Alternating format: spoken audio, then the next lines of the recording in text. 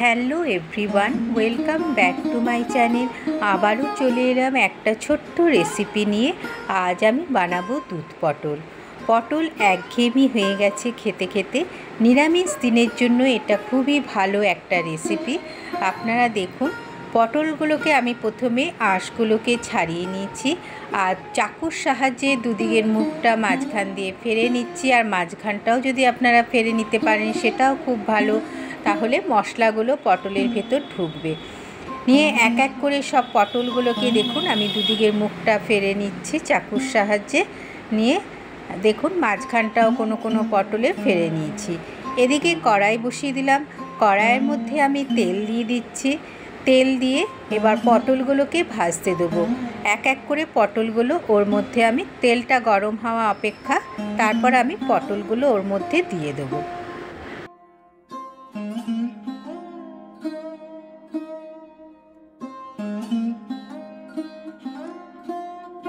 দেখুন পটলগুলো আমি ওর মধ্যে এক এক করে সব কটা পটলই, আমি অনেকগুলোই পটল করেছিলাম, আমি দু ব্যাচে ভাজবো পটলগুলোকে।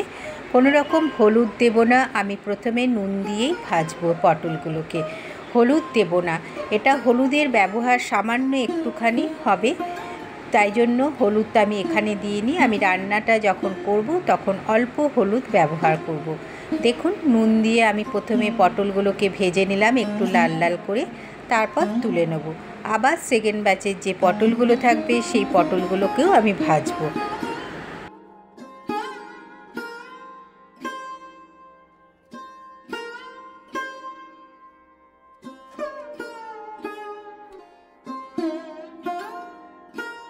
দেখুন আমার পটল ভাজা হয়ে গেল। ওই কড়াইয়ের মধ্যে আরও 2 চামচ আমি তেল দিয়ে ওর মধ্যে ফোড়ন হিসাবে একটা তেজপাতা আর জিরে ফোড়ন আমি দিয়েছি। জিরে ফোড়ন আর তেজপাতাটা যখন ভাজা ভাজা বেশ গন্ধ বেরোবে, ওর মধ্যে একে একে আমি মশলা অ্যাড করব।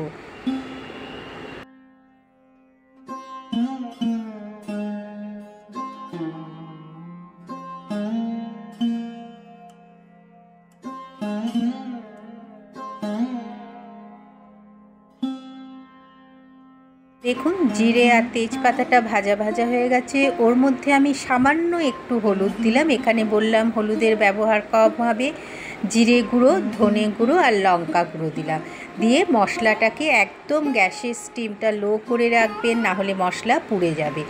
একদম সিম করে আমি মশলাটাকে একটু ভেজে নিলাম। ভাজা ভাজা যখন হয়ে যাবে, একটু তেল বেরোবে, আমি ওর মধ্যে একটু নুন দিয়ে দিলাম। নুন দিয়ে আবার একটু মশলাটাকে আমি ভেজে নিচ্ছি। আপনারা গ্যাসের স্টিমটা কোনো মতেই বাড়াবেন না, তাহলে মশলাটা একদমই পুড়ে যাবে। নিয়ে আমি যে পটলগুলো ভেজে রেখেছিলাম সেই পটলগুলো ওর মধ্যে আমি দিয়ে দিলাম। এবার পটলগুলো দিয়ে ভালো করে কষাতে হবে। যেহেতু নিরামিষ রান্না, ওর মধ্যে একটু চিনি ব্যবহার করবেন, তাহলে টেস্টের ব্যালেন্সটা ঠিক থাকে।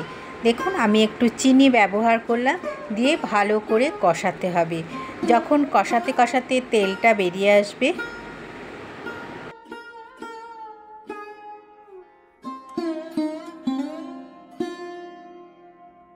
দেখুন ভালো করে আমি কষাচ্ছি। এবার কি করলাম, আমি 1 কাপ দুধ আমি একদম গরম করে দুধটাকে ঠান্ডা করে ওই দুধটা আমি ওর মধ্যে দিয়ে দিলাম। কোনো মতে আপনারা গরম দুধ এর মধ্যে ব্যবহার করবেন না, পাখার তলায় ঠান্ডা করে সেই দুধটাই ওর মধ্যে দেবেন। 1 কাপ দুধ দিলাম আর ওর মধ্যে কাপটা ধুয়ে 1 কাপ জল দিলাম। দিয়ে এবার পটলগুলো সেদ্ধ হওয়ার অপেক্ষা। পটলগুলো সেদ্ধ করার জন্য যতটুকু টেম্পারেচার দরকার হয় গ্যাসের স্টিমটা বাড়াবেন, একদম হাই করে দেবেন না। দেখুন আমার পটলগুলো এবার অর্ধেক সেদ্ধ হয়ে এসছে, তখন ওর মধ্যে আমি একটু গরম মশলা দিয়ে দিলাম। যেহেতু নিরামিষ রান্নায় ঘি গরম মশলা দিলে খুবই ভালো লাগে খেতে।